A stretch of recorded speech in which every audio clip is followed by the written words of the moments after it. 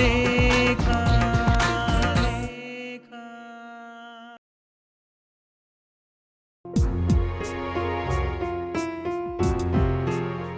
ಮೈತ್ರೇಯಿ ಅವರೇ, ನಾನು ರಿಪೋರ್ಟರ್ ಆಗಿದ್ದಾಗ ಇಲ್ಲಿಗೆ ಬಂದು ಸೆಲೆಬ್ರಿಟೀಸ್ನ ಇಂಟರ್ವ್ಯೂ ಮಾಡ್ತಿದ್ದೆ.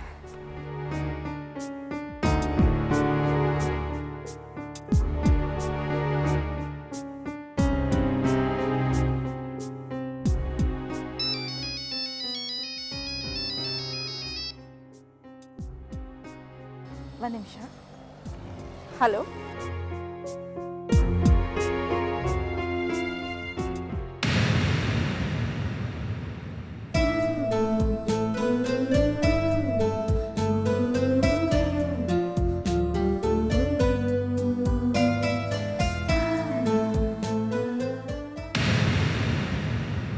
ಹಲೋ.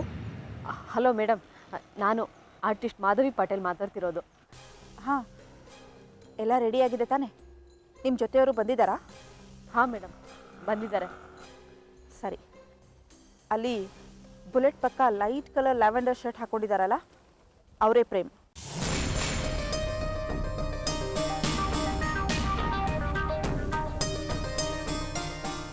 ಹಾಂ, ಗೊತ್ತಾಯಿತು ಮೇಡಮ್. ಸರಿ, ಎಲ್ಲ ಸರಿಯಾಗಿ ಆ್ಯಕ್ಟ್ ಮಾಡಿ, ಹುಷಾರು. Okay okay madam.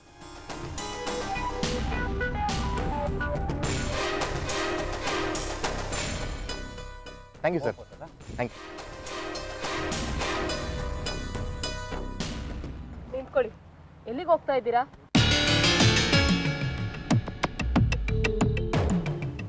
ಹೊರಟಣ್ವಾ? ಸಾಕ್ಷಿ ಅವರೇ, ಅದು ಪ್ರೇಮ್ ಅಲ್ವಾ? ಅರೆ ಹೌದಲ್ವಾ, ಜೊತೆಗೆ ಸಂಯುಕ್ತಾನೂ ಇದ್ದಾಳೆ. ಅವರೇನಾ ಸಂಯುಕ್ತ? ಇವಳೆ. ಯಾರು ನೀವು? ಏನು ಹೀಗೆ ಕೇಳ್ತಿದ್ದೀರಾ? ನಾನು ಯಾರು ಅಂತ ಗೊತ್ತಿಲ್ವಾ? ನನಗೆ ಗೊತ್ತು ಬಿಡಿ, ನೀವು ಯಾರಿಗೋಸ್ಕರ ಕಾಯ್ತಿದ್ರಿ ಅಂತ.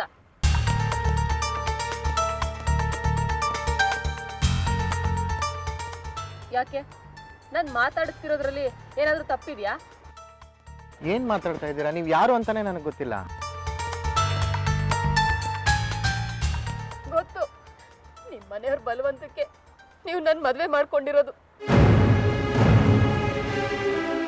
ಒಂದಿನಾದ್ರೂ ನೀವು ನನಗೆ ಪ್ರೀತಿ ತೋರಿಸಿದ್ದೀರಾ?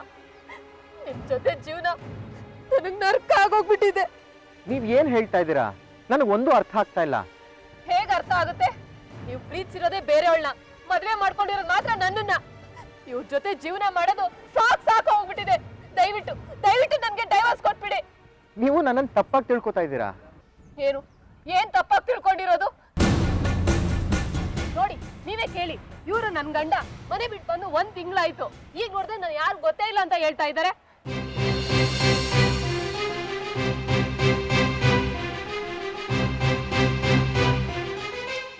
ನೀವಲ್ಲಿಗೆ ಹೋಗಿ ಏನು ಮಾಡ್ತೀರಾ? ಸುಮ್ಮನೆ ಇರಿ ಸಾಕ್ಷಿ ಅವರೇ. ಪ್ರೇಮ್ಗೆ ಅಷ್ಟೊಂದು ಅವಮಾನ ಆಗ್ತಿದ್ರೆ ನನ್ನ ಕೈಲಿ ನೋಡ್ಕೊಂಡು ಸುಮ್ಮನಿರಕ್ಕಾಗಲ್ಲ. ನಾನು ಹೋಗ್ತೇನೆ. ಹಾಗಂತ ಗಂಡ ಹೆಂಡತಿ ಮಧ್ಯೆ ನೀವು ಇಂಟರ್ಫಿಯರ್ ಆಗ್ತೀರಾ? ಈ ಥರ ಸೀನ್ನ ನೀವು ಮೊದಲನೇ ಸಾರಿ ನೋಡ್ತಾ ಇದ್ದೀರಾ. ಆದರೆ ಪ್ರೇಮ್ ಇದನ್ನೆಲ್ಲ ಸಾಕಷ್ಟು ಸಲ ಅನುಭವಿಸ್ಬಿಟ್ಟಿದ್ದಾರೆ ಸಂಯುಕ್ತದಿಂದಾಗಿ. ನಾನೊಂದ್ಸಲ ತಡಿಯೋಕ್ಕೆ ಹೋಗಿದ್ದಕ್ಕೆ ಗಂಡ ಹೆಂಡತಿ ಮಧ್ಯೆ ನೀನು ಬರಬೇಡ ಅಂತ ಮುಖಕ್ಕೆ ಹೊಡೆದಾಗ ಹೇಳಿಬಿಟ್ಲು ಗೊತ್ತಾ?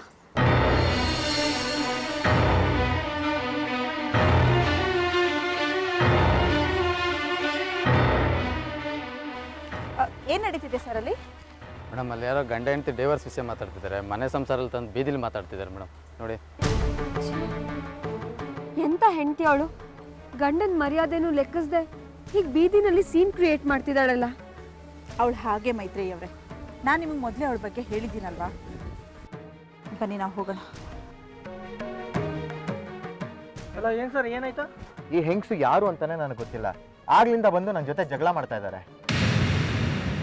ರೀ, ಯಾರ್ದು ಹೆಂಡತಿ ಬಂದ್ಬಿಟ್ಟಿದೀನಿ, ನಿಮ್ಮ ಜೊತೆ ಜಗಳ ಆಡಕ್ಕೆ ಬಂದಿರತ್ರಿ. ಯಾಕ್ರಿ ಜಗಳ ಆಡ್ತೀರಿ? ಕರ್ಕೊಂಡೋಗ್ರಿ. ಯಾವುದೋ ಹೆಂಗಸನ್ನ ನನ್ನ ಹೆಂಡತಿ ಅಂತ ಹೇಗ್ರಿ ಒಪ್ಕೊಂಡ್ಲಿ? ಇವ್ರು ಯಾರು ಅಂತಾನೆ ನನಗೆ ಗೊತ್ತಿಲ್ಲ. ಅಯ್ಯೋ, ಏ ಮಾಧವಿ, ನೀ ಇಲ್ಲಿದ್ಯಾ? ನೀನು ಎಲ್ಲಿ ಅಂತ ಹುಡ್ಕೋದು ಎದ್ರಕೊಂಡ್ಬಿಟ್ಟಿದ್ದೆ ನಾನು. ಬಾ ಮನೆಗೆ ಹೋಗೋಣ.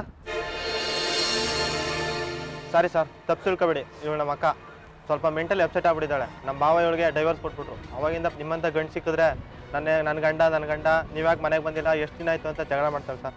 ದಯವಿಟ್ಟು ತಪ್ಪು ತಿಳ್ಕೊಬೇಡಿ, ಇವ್ರ ಪರವಾಗಿ ನಾನು ಸಮಯ ಕಳ್ತೀನಿ ಸರ್. ಅಯ್ಯೋ ಪರವಾಗಿಲ್ಲ, ಇರಲಿ.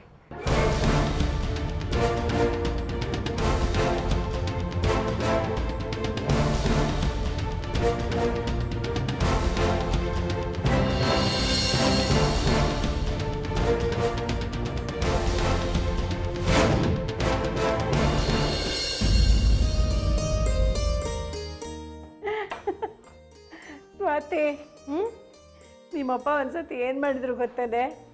ಮದುವೆ ಹೋದವರು ತಕ್ಷಣವಾಗಿ ಊಟ ಮಾಡಿಕೊಂಡು ತಾಂಬೂಲನ ತೊಗೊಂಡು ಮನೆಗೆ ಬಂದುಬಿಟ್ಟಿದ್ದಾರೆ. ಗಿಫ್ಟ್ ಕವರು ಜೇಬಲ್ಲೇ ಉಳ್ಕೊಂಡ್ಬಿಟ್ಟಿದೆ, ಕೊಟ್ಟೇ ಇಲ್ಲ ಕಡೆ. ಹೌದಾ ಅಪ್ಪ? ನೀನು ಸರಿ ಅವಳು ಹೇಳ್ತಾಳೆ, ನೀನು ಕೇಳು. ಆ ಮದುವೆ ಮನೆಗೆ ಹೋದ್ವಾ, ಅಲ್ಲಿ ರಿಸೆಪ್ಷನಲ್ಲಿ ಕ್ಯೂ ಒಳ್ಳೆ ಹನುಮಂತನ ಬಾಲ ಇದ್ದಂಗಿತ್ತು. ಅಲ್ಲಿ ನಿಂತ್ಕೊಂಡು ಹೋಗೋಕ್ಕಾಗುತ್ತೆ ಅಷ್ಟೊತ್ತು ವೆಯ್ಟ್ ಮಾಡಿಬಿಟ್ಟು. ಅಷ್ಟೊಂದು ಫ್ರೆಂಡ್ಸ್ ಯಾರೋ ಸಿಕ್ಕಿದ್ರು, ಹೋದ್ವಿ, ಊಟ ಮಾಡಿದ್ವಿ, ಹಾಗೆ ಮಾತಾಡ್ತಾ ಮರ್ತು ಬಂದುಬಿಟ್ಟೆ. ಅದೇನು ಮಹಾ ದೊಡ್ಡ ಅಪರಾಧನಾ? ನಿಮ್ಮ ಮದುವೆಗೆ ಇಷ್ಟು ಎಲ್ಲರೂ ಎಷ್ಟು ಆಡ್ಕೊಂಡ್ರು ಗೊತ್ತಾ, ರಘುರಾಮ್ ಗಿಫ್ಟೇ ಕೊಡಲಿಲ್ಲ ಅಂತ. ಅಯ್ಯೋ ಹೌದಮ್ಮ, ಯಾವಾಗಲೂ ಫಂಕ್ಷನ್ಗೆ ಅಟೆಂಡ್ ಆಗೋದು ಮುಖ್ಯ, ಗಿಫ್ಟ್ ಕೊಡೋದಲ್ಲ ಅಲ್ವಾ ಅಪ್ಪ? ಕರೆಕ್ಟ್, ನೀನು ಜಾಣೆ ಪುಟೆ. You are my darling daughter. ಹೌದೌದು, ಮೂರತ್ತು ನಿಮ್ಮ ಅಪ್ಪನೇ ಸಪೋರ್ಟ್ ಮಾಡ್ಕೊಂಡು ಕೂತಿರು. ಓಹ್ ಪ್ರೇಮ್ ಬದ್ದ. ಏ ಪ್ರೇಮ್, ನೀನೇ ಹೇಳಪ್ಪ, ನೀನು ನನ್ನನ್ನು ಸಪೋರ್ಟ್ ಮಾಡ್ತೀಯ ರಘುರಾಮನ್ನ? ಹೇಳಿ ಪ್ರೇಮ್. ಪ್ರೇಮ್, ಯಾಕೆ ಏನಾಯ್ತು? ಯಾಕೆ ಹಾಗಿದೆಯಾ? ಪ್ರೇಮ್, ಯಾವುದೋ ಕ್ಲೈಂಟನ್ನು ನೋಡಬೇಕು ಅಂತ ಹೇಳಿದ್ಯಲ್ಲ, ಅಲ್ಲೇನಾದರೂ ಪ್ರಾಬ್ಲಮ್ ಆಯ್ತಾ? ಸ್ವಾತಿ, ನೋಡ ನೀರು ತೊಗೊಂಡು ಬಾ ಪ್ರೇಮ್.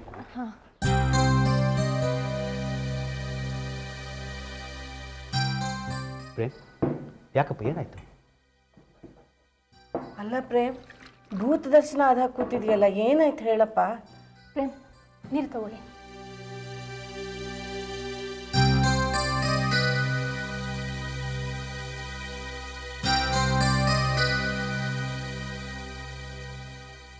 ತುಂಬ ಶಾಕಿಂಗ್ ಇನ್ಸಿಡೆಂಟ್ ಅಂಕಲ್, ಮರೆಯೋಕ್ಕೆ ಆಗ್ತಾ ಇಲ್ಲ. ಯಾಕೆ ಪ್ರೇಮ್, ಏನಾಯಿತು? ಯಾರೋ ಒಂದು ಹೆಂಗಸು, ಪಾಪ ಮೆಂಟಲ್ ಪೇಷಂಟ್ ಅಂತ ಕಾಣಿಸುತ್ತೆ, ಅವಳು ಗಂಡನ ಜೊತೆ ಏನೋ ಮಿಸ್ಅಂಡರ್ಸ್ಟ್ಯಾಂಡಿಂಗ್ ಆಗಿರಬೇಕು. ನನ್ನನ್ನು ಹೇಗೆ ಚಾರ್ಜ್ ಮಾಡಿದ್ಲು ಗೊತ್ತಾ? ನಾನೇ ಅವಳ ಗಂಡ ಅನ್ನೋ ಹಾಗೆ. ರಸ್ತೆಯಲ್ಲಿ ನನ್ನ ಜೊತೆ ಜಗಳನೇ ಶುರು ಮಾಡಿಬಿಟ್ಲು. ಅಲ್ಲಿ ಜನ ಎಲ್ಲ ನಮ್ಮನ್ನು ಹೇಗೆ ನೋಡ್ತಾ ಇದ್ರು ಗೊತ್ತಾ? ಛೇ, ಪಬ್ಲಿಕ್ನಲ್ಲಿ ನನ್ನ ಮಾನ ಮರ್ಯಾದೆ ಎಲ್ಲ ಹೋಯಿತು. ಛೇ, ಇಂಥವ್ರನ್ನೆಲ್ಲ ಯಾಕೆ ಹಾಗೆ ಬಿಟ್ಬಿಡ್ತಾರೋ? ಹಾಸ್ಪಿಟ್ಲಿಗೆ ಸೇರಿಸ್ಬಾರ್ದಾ? ನೋಡಿ, ಪಬ್ಲಿಕಲ್ಲಿ ಎಂಥ ನ್ಯೂಸೆನ್ಸ್ ಕ್ರಿಯೇಟ್ ಆಗುತ್ತೆ. ಆಮೇಲೆ ಅವಳ ತಮ್ಮ ಬಂದು ನನ್ನ ಹತ್ರ ಸಾರಿ ಕೇಳಿ ಅವಳನ್ನ ಕರ್ಕೊಂಡು ಹೋದ.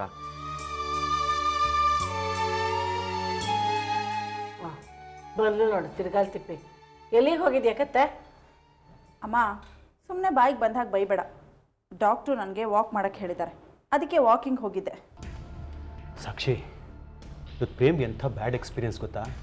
ಯಾರೋ ಮೆಂಟಲ್ ಪೇಷಂಟ್ ಅಂತೆ, ಹೇಗೋ ಮಾತಾಡ್ಬಿಟ್ಟಿದ್ದಾಳೆ. ಈ ಸೋ ಡಿಸ್ಟರ್ಬ್ಡ್ ಪಾಪ. ಗೊತ್ತಾಯ್ತಪ್ಪ, ಹಾಂ, ಬರ್ತಾ ಎಲ್ಲ ಕೇಳಿಸ್ಕೊಂಡೆ ಅಮ್ಮ. ಪ್ರೇಮ್, ನೀ ಹೋಗಪ್ಪ ನಿನ್ನ ರೂಮ್ಗೆ, ನಾ ಕಾಫಿ ಮಾಡಿ ಕಳಿಸ್ತೀನಿ.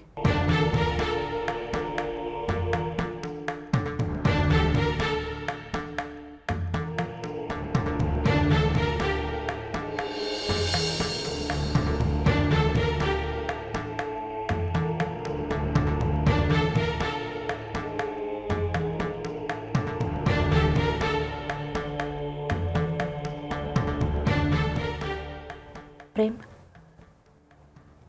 ನೀವು ತುಂಬ ಅಪ್ಸೆಟ್ ಆಗಿದ್ದೀರಾ ಅನಿಸುತ್ತೆ. ಯಾರೋ ಮಾಡಿದ ತಪ್ಪಿಗೆ ನಾನು ಶಿಕ್ಷೆ ಅನುಭವಿಸ್ಬೇಕಾಗಿ ಬಂತು.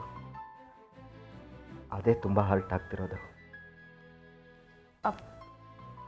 ಏನು ಹೇಳ್ತಿದ್ದೀರಾ ಪ್ರೇಮ್? ಆ ಹೆಂಗಸಿನ ಗಂಡ ಯಾರೋ ಏನೋ, ನಾನು ಅವಳ ಕಣ್ಣಿಗೆ ಅವಳ ಗಂಡನ ಥರ ಕಾಣಿಸಿದ್ನಲ್ಲ, ಅದೇ ವಿಪರ್ಯಾಸ. ಅಲ್ಲಿ ಎಷ್ಟು ದೊಡ್ಡ ರಾದ್ಧಾಂತ ಮಾಡಿದ್ಲು ಗೊತ್ತಾ? ಜನ ಎಲ್ಲ ನಾನೇ ತಪ್ಪಿತಸ್ಥ ಅನ್ನೋ ಥರ ನೋಡಿದ್ರು. ನನ್ನ ಲೈಫ್ನಲ್ಲಿ ಯಾವತ್ತೂ ಈ ಥರದ್ದೊಂದು ಪರಿಸ್ಥಿತಿ ನಾನು ಫೇಸ್ ಮಾಡಿರಲಿಲ್ಲ. ನೆನೆಸ್ಕೊಂಡ್ರೆ ಮೈಯೆಲ್ಲ ಪರ್ಚ್ಕೊಳಂಗಾಗತ್ತೆ.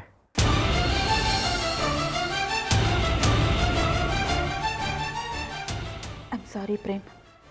I am really very sorry. ಏಕೆ ಇದರಲ್ಲಿ ನಿಮ್ಮ ತಪ್ಪು ಏನಿದೆ? ಆದರೂ ಪ್ರೇಮ್, ನೀವು ಇಷ್ಟೊಂದು ಡಿಸ್ಟರ್ಬ್ ಆಗಿದ್ದೀರಲ್ಲ, ನಿಮ್ಗೆ ಹೇಗೆ ಸಮಾಧಾನ ಹೇಳಬೇಕು ಅಂತ ನನಗೆ ಗೊತ್ತಾಗ್ತಿಲ್ಲ. ಅದಕ್ಕೆ ಸಾರಿ ಹೇಳಿದೆ. ಇಟ್ಸ್ ಓಕೆ, ನೀವೇನು ಹೇಳಬೇಡಿ, ಎಲ್ಲ ಸರಿ ಹೋಗುತ್ತೆ. ಇಫ್ ಯು ಡೋಂಟ್ ಮೈಂಡ್, ಒಂದು ಸ್ವಲ್ಪ ಹೊತ್ತು ನನ್ನ ಪಾಡಿಗೆ ನನ್ನನ್ನು ಬಿಟ್ಬಿಡ್ತೀರಾ?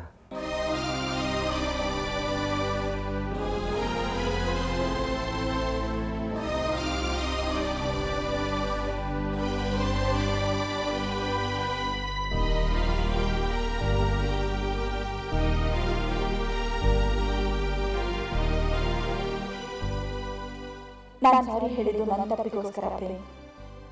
ಆ ರಾಧಾಂತಕ್ಕೆಲ್ಲ ನಾನೇ ಸೂತ್ರಧಾರಿ ಅಂತ ನನಗೆ ಗೊತ್ತಿಲ್ಲ. ನನ್ನ ಕ್ಷಮಿಸ್ಬಿಡಿ. ನೀವು ಅದನ್ನು ಇಷ್ಟೊಂದು ಮನಸ್ಸಿಗೆ ತಗೋತೀರಾ ಅಂತ ನಾನು ಅಂದ್ಕೊಂಡಿರಲಿಲ್ಲ.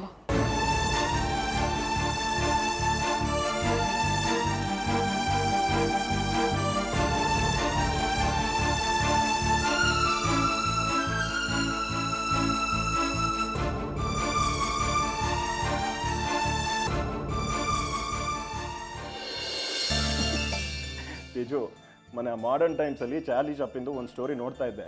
ಅದನ್ನ ಜ್ಞಾಪಿಸ್ಕೊಂಡು ನಗು ತಡೆಯೋಕ್ಕೆ ಆಗ್ತಾ ಇಲ್ಲ. ಏನ್ ಸ್ಟೋರಿ?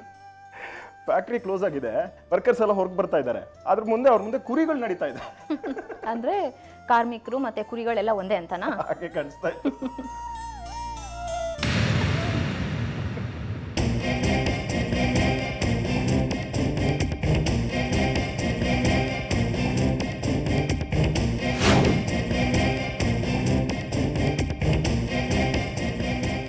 ಏನು ರೀ, ಏನು ಮಾಡ್ತಾ ಇದ್ದೀರಾ ನೀವು? ಸರಿಯಾಗಿ ಕೆಲಸ ಮಾಡೋಕ್ಕೆ ಏನು ರೋಗ ನಿಮಗೆ? ಇಷ್ಟು ವರ್ಷ ಎಕ್ಸ್ಪೀರಿಯನ್ಸ್ ಅಂತೀರಿ, ಈ ಥರ ಅಡ್ನಾಡಿ ಕೆಲಸನ ಮಾಡೋದು? ಯಾವಾಗಲೂ ನಾನೇ ಬಂದು ಆಫೀಸಲ್ಲಿ ಕೂರಲ್ಲ ರೀ. ನನಗೆ ಎಕ್ಸ್ಪ್ಲನೇಷನ್ ಬೇಕಾಗಿಲ್ಲ. ನೋಡಿ, ನನಗೆ ಯಾರ ಕಡೆಯಿಂದನೂ ಕಂಪ್ಲೇಂಟ್ ಬರಬಾರ್ದು. ಸರಿಯಾಗಿ ಕೆಲಸ ಮಾಡಿ ಮುಗಿಸ್ರಿ.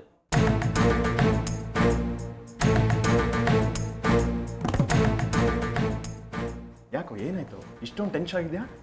ಸರಿಯಾಗಿ ಕೆಲಸ ಮಾಡೋಕ್ಕೆ ರೋಗ ಬ್ರದರ್. ಮನೆಗೆ ಬಂದರೂ ಆಫೀಸ್ ಬಗ್ಗೆ ಯೋಚನೆ ಮಾಡಬೇಕು ಅಂದ್ರೆ ಹಿಂಸೆ ಆಗಲ್ವಾ? ಸಮಾಧಾನ ಮಾಡ್ಕೊನಿ. ಇಷ್ಟೊಂದು ಟೆನ್ಸ್ ಆದರೆ ಹೇಗೋ? ಬ್ರದರ್, ನನಗೆ ಸರಿಯಾಗಿ ಕೆಲಸ ಆಗಲಿಲ್ಲ ಅಂದರೆ ಸಿಟ್ಟು ಬರುತ್ತೆ. ನಾನು ಒಬ್ಬನೇ ಸಾಯ್ಬೇಕು. ಅಂದರೆ ನಾನು ಕೆಲಸ ಮಾಡ್ತಿಲ್ಲ ಅಂತನಾ? ನೀನೆಲ್ಲಿ ಬ್ರದರ್? ಸಂಜೆ 5 ಆಗ್ತಿದ್ದಾಗೆ ಪುಸ್ತಕ ಅಂತ ಮನೆಗೆ ಬಂದ್ಬಿಡ್ತೀಯಾ, ಆಮೇಲೆ ಅಮ್ಮವ್ರ ಗಂಡ ಆಗ್ಬಿಡ್ತೀಯಾ. ಕೆಲಸ ಯಾರು ಮಾಡ್ಬೇಕು? ನಾನೇ ತಾನೇ. ನಾನು ಇವ್ರನ್ನ ಮನೆಯಲ್ಲೇ ಇರಿಸ್ಕೊಂಡಿಲ್ಲ. ಹೆಂಡತಿ ಬಗ್ಗೆ ಪ್ರೀತಿ ಅಕ್ಕರೆ ಬರ್ತಾರೆ ಅಷ್ಟೇ.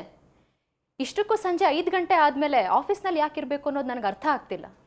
ಯಾಕೆ ಇವ್ರು ಇಷ್ಟು ದಿನ ಪತ್ರಿಕೆ ನಡೆಸೇ ಇಲ್ವಾ?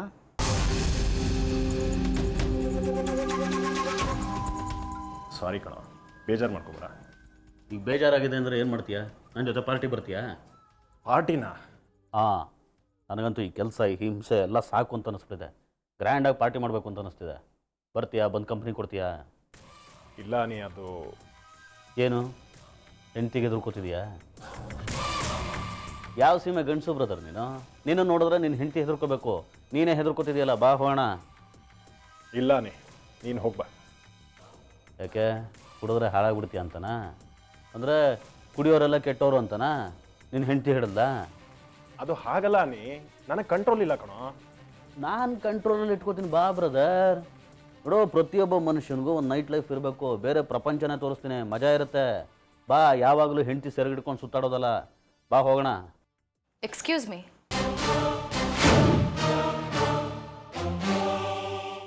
ಯಾಕೆ ನನ್ನ ಗಂಡನ ಇಷ್ಟೊಂದು ಕಾಡ್ತಾ ಇದ್ದೀರಾ? ನೀವು ಪಾರ್ಟಿಗೆ ಹೋಗೋದಕ್ಕೆ ನನ್ನ ಗಂಡ ಜೊತೆನಲ್ಲಿ ಬರಲೇಬೇಕಾ? ನನ್ನ ಗಂಡನ ಹಾಳು ಮಾಡಬೇಕು ಅಂತ ಪಣ ತೊಟ್ಟಿದ್ದೀರಾ? ನಿಮ್ದು ಎಷ್ಟಿದೆಯೋ ಅಷ್ಟು ನೋಡ್ಕೊಳ್ಳಿ. ನಿಮ್ಮ ಶೋಕಿ, ನಿಮ್ಮ ನೈಟ್ ಲೈಫ್ ನೀವೇ ಇಟ್ಕೊಳ್ಳಿ. ಇಂಥದಕ್ಕೆಲ್ಲ ಇವ್ರನ್ನ ಎಳಿಬೇಡಿ. ಇಷ್ಟೋ ತನಕ ಏನೋ ಕೆಲಸ ಟೆನ್ಷನ್ನು ಹಾಗೆ ಹೀಗೆ ಅಂತ ಮಾತಾಡ್ತಾ ಇದ್ರಿ. ಪಾರ್ಟಿ ಬೇರೆ ಮಾಡಬೇಕಾ ನೀವು? ನನ್ನ ಗಂಡನ್ನ ನಾನು ಕಂಟ್ರೋಲ್ನಲ್ಲಿ ಇಟ್ಕೊಳ್ತೀನಿ. ಅವ್ರು ನನ್ನ ಮಾತು ಕೇಳಿಬಿಟ್ರೆ ಅಮ್ಮವ್ರ ಗಂಡ ಅನ್ನಿಸ್ಕೊಂಡು ಬಿಡ್ತಾರಾ? ಹಾಗಂತ ನೀವು ತಿಳ್ಕೊಂಡಿದ್ರೆ ನಾನೇನು ಮಾಡೋದಕ್ಕಾಗಲ್ಲ. ನಾನು ನನ್ನ ಗಂಡನ್ನ ನಿಮ್ಮ ಜೊತೆ ಕಳಿಸಲ್ಲ. ಆದಿ, ಬನ್ನಿ.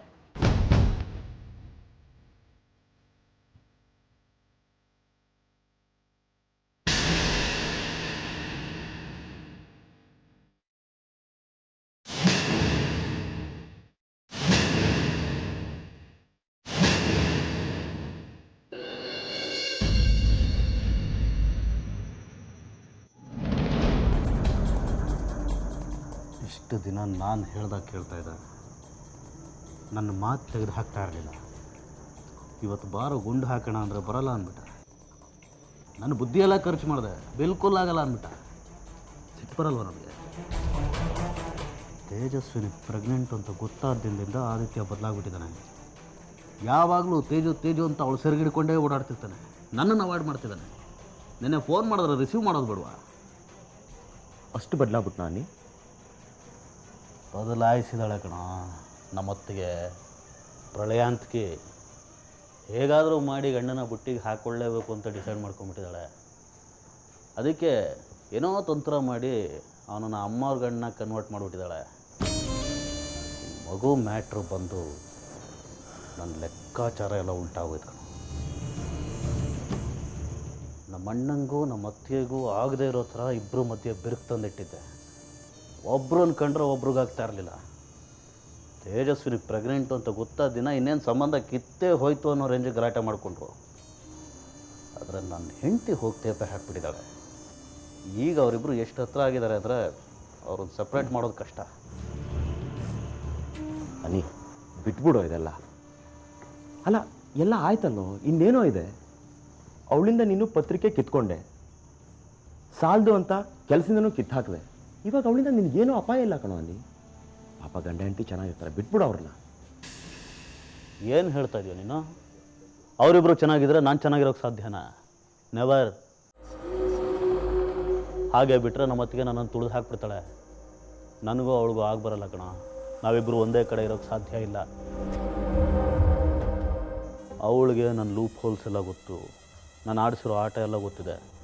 ಯಾವ ಟೈಮಲ್ಲಿ ಬೇಕಾದರೂ ನನ್ನ ಮೇಲೆ ಬೀಳ್ಬೋದು ಅವಳು. ಯಾವತ್ತಿದ್ರೂ ಅವಳು ನನಗೆ ಅಪಾಯನೇ.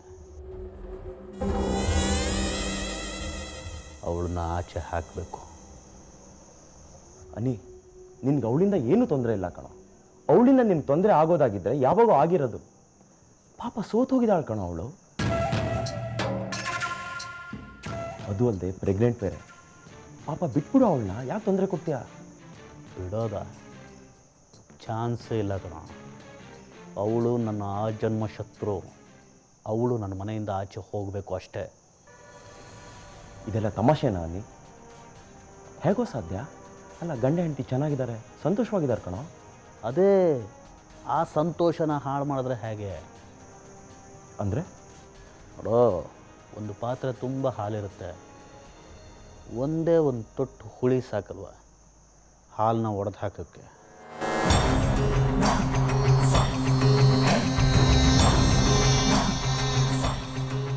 ಅನುಮಾನ ಅನ್ನೋ ಹುಳಿ ಹೇಳ್ತೀನಿ, ಅದು ಆದಿತ್ಯನ ಮನಸ್ಸನ್ನು ಒಡೆದು ಹಾಕುತ್ತೆ. ತನ್ನ ಹೆಂಡತಿ ಬಗ್ಗೆ ಇದ್ದ ಅನುಮಾನ ಹೋಗಿದೆ ಅಂತ ಅವನಿದ್ದಾನೆ. ಆದರೆ ಅವನ ಮನಸ್ಸಿನ ಮೂಲೆಯಲ್ಲಿ ಮತ್ತೆ ಅನುಮಾನ ಹುಟ್ಟಾಕ್ತೀನಿ. ಅವನು ನಮ್ಮ ಅತ್ತಿಗೆನ ಅನುಮಾನಿಸಿ ಅವರಿಬ್ಬರು ಸಂಬಂಧ ಹಾಳಾಗಬೇಕು. ತೇಜಸ್ವಿನಿ ಮನೆ ಬಿಟ್ಟು ಹೋಗಬೇಕು. ಹೇಗೆ? ತುಂಬ ಸಿಂಪಲ್ ಕಣ. ನಮ್ಮತ್ತಿಗೆ ಹೊಟ್ಟೆಲ್ ಬೆಳೀತಿರೋದು ಆದಿತ್ಯನ ಮಗು. ಹೌದು ಹೌದು, ಆದರೆ ಅದು ಅವನದಲ್ಲ, ಪ್ರಧಾನದು ಅಂತ ತಲೆ ಕೆಡಿಸ್ತೀನಿ.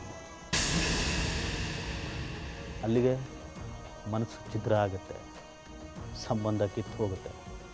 ನಾನು ಅಂದ್ಕೊಂಡು ಹಾಗೆಲ್ಲ ಆಗುತ್ತೆ. ಅನಿ, ಆದಿತ್ಯನ್ ತಾನೇ ಮಗು? ಎಸ್, ಆದಿತ್ಯಂದೇ. ಆದರೆ ಕಥೆಯಲ್ಲಿ ಒಂದು ಸಣ್ಣ ಟ್ವಿಸ್ಟ್ ಕೊಡ್ತೀನಿ. ಒಂದು ಸುಳ್ಳು ಇಡೀ ನೆಮ್ಮದಿನ ಹಾಳು ಮಾಡುತ್ತೆ. ಅನಿರುದ್ಧ ತನ್ನ ಹಾದಿಗೆ ಅಡ್ಡ ಬಂದವ್ರನ್ನ ಬಗ್ಗು ಬಡಿಯೋದೇ ಹೀಗೆ. ಇದೆಲ್ಲ ನಿನ್ನಿಂದನೇ ಆಗಬೇಕು ಪ್ರಶಾಂತ್. ನನ್ನಿಂದನಾ? ಹೌದು.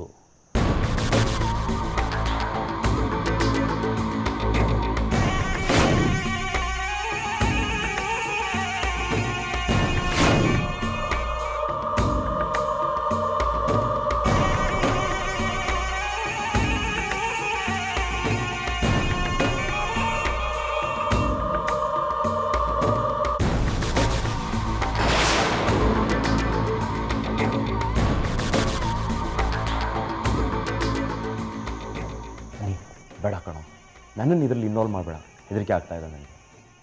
ಏನೂ ಆಗಲ್ಲ ಕಣ, ನಾನು ಇರ್ತೀನಿ. ನೋಡು, ಆಗಲ್ಲ ಅಂತ ಅನ್ಬೇಡ. ನೀನು ಮಾಡಲೇಬೇಕು. ನಾನು ಅಂದ್ಕೊಂಡಿದ್ದಾಗಲೇಬೇಕು.